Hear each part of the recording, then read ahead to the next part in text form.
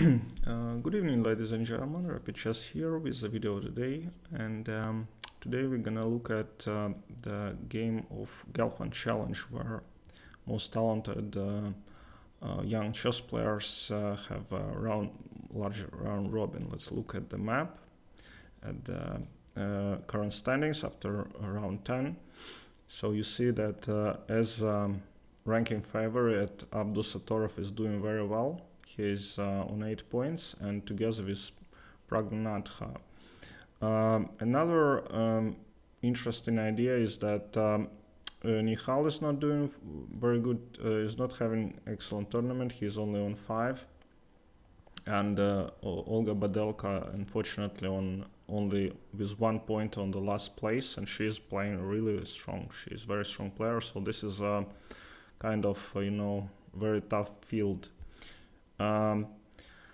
Okay, so it's interesting, I mean, for Indian viewers, yeah, that this who is stronger, like Nihal and Pragu. So at some point, I think Nihal was much better, but I mean, they definitely don't stand and wait until they evolve all the time, and each of them play better and better. Okay, so let's see the game between Praggnanadhaa and Liang, a chess player from the United States. Pragu plays d4. I think he used to play more e4, but yeah, keys grow, and he can play, I think, both openings now. e6 and bishop to b4. So nimzo-Indian, very good opening for black. Black don't have too much problems in this. I think that's why most of the players, they choose this knight to f3 first. e3, very modest move, and bishop to d2. It's probably very strong, but I don't recommend to play it like for a kid. Yeah, it's so strong. Yeah, you want to place for some pin for attack, but yeah, they play already like true grandmasters. d5. This is typical idea. Yeah, after you develop your pieces, you break through in the center. Another move which is normally played by black here is c5. Takes, rook c1, a6, just taking away the square from white, castles, and bishop to d2. You don't want to d6, you don't want to keep this bishop on b4 just to exchange it for knight, which don't have too much perspective, and this bishop here is excellent.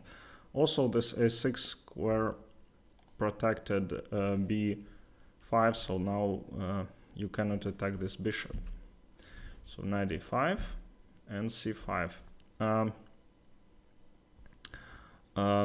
Attacking the d4 pawn, and it's important to know that some players, I think, hesitate to play like this, but I place these positions with black because when you have a lot of pieces clumped up and none of pieces has been exchanged, it's a really good plan to have these hanging pawns in the center. Yeah, they take away all the space and maneuver. White cannot maneuver properly, and black has a lot of tactical ideas. f4, just defending the knight, and this knight is called Pillsbury knight. Yeah, so when it has this support by f4 and d4 pawns. All right, knight c6 and bishop to e1. So you want to. This bishop is excellent, of course, but in these structures, dark square bishop is not playing very well, so it's again typical maneuver to take it to h4, probably. Takes, Zug is to take on c6, otherwise black could capture on d4 at some point, and knight to e2, unleashing the rook on c1 and attacking the pawn on d4. Takes, everybody takes everything, and so let's turn the engine on. It says the position is equal. Yeah, this is a backward pawn. You don't want actually this. Don't like this f4 pawn. It doesn't give white too much. So, and black has isolated pawn. I would take, I think, black here, honestly. Knight e4, and engine doesn't like this move. I think that black's blundered something. Yeah, knight is here. He wanted to avoid the spin, obviously unpleasant, but the next move he missed. Now knight to f5, knight f5, as some of you say.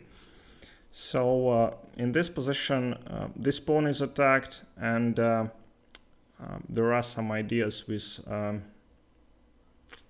lot of tactical ideas immediately for white here. g6 and knight to h6 check. King g7 and takes pawn on d5. So if black takes, the king is too far and black is pawn down, so this is losing. So Liang played queen e7 and knight to g4. The problem for black here is this diagonal, because if black manages to, white manages to take away this knight, this c3 check will be very annoying, and this bishop cannot really stop this attack on this diagonal. Rook to d8. This was a mistake. Engine suggested rook c8 and just not allowing the next move for white. So let's see what Praggu played. He played rook c4, attacking the knight. Rook d8, and in this position excellent sacrifice, just takes on e4 with idea to give check on c3. Takes, check, king f8, the only move, and queen g5. So even though black has this dark square bishop, they cannot defend these weak dark squares over there, because you want this bishop to be on f8 somewhere, but it's blocked. Okay, sorry.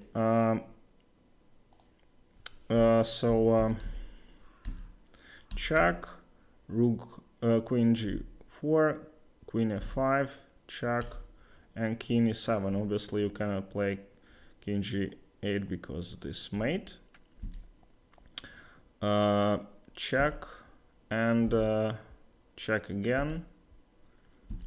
F takes c.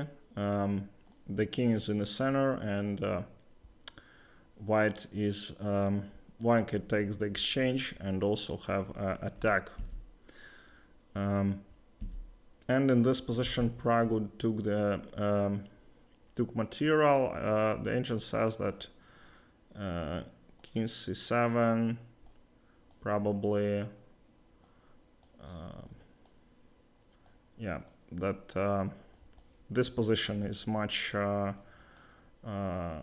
better for white here, because they will play h3, hide the king on h2, and this pawn will decide the game. But Praggu took, of course it's hard to, see this, takes, and queen takes e5. So we can see that white is pawn up, white has attack, and just white should be easily winning. Queen h4, g5, and queen h4 turned to be a mistake. Yeah, h4, engine suggested to play h4 just to fix these two pawns on these squares. Yeah, and after queens are exchanged, then white already advanced the pawns and they start picking these pawns here. So that's what's happened. Exchange and rook to e2 immediately. Even though white will be the first to take on h7, just rook is very active here. It takes one of these pawns and black receives, you know, very good counterplay. H3, a3, rook a2, everybody takes the pawn. And yeah, even though white is a pawn up, these pawns are a little bit closer, which is important, yeah, and this pawn doesn't matter because it's blocked by the king. So, and this king is more active, yeah, it's in the center and it can stop this pawn and stop the rook. The position is equal, but they cannot be equality here. H4 just goes in the center, and d5.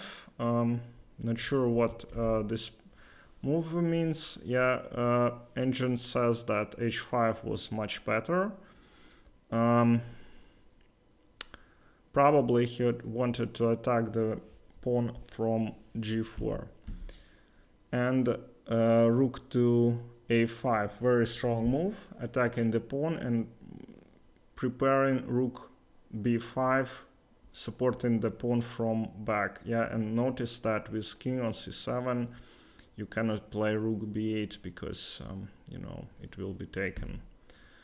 And rook g5, so, I mean, a little bit sloppy by Praggnanadhaa, yeah. I mean, this pawn doesn't mean anything. What he tried to, you know, why you defended, just, yeah, h5 is also losing, but engine suggested that this gives a draw.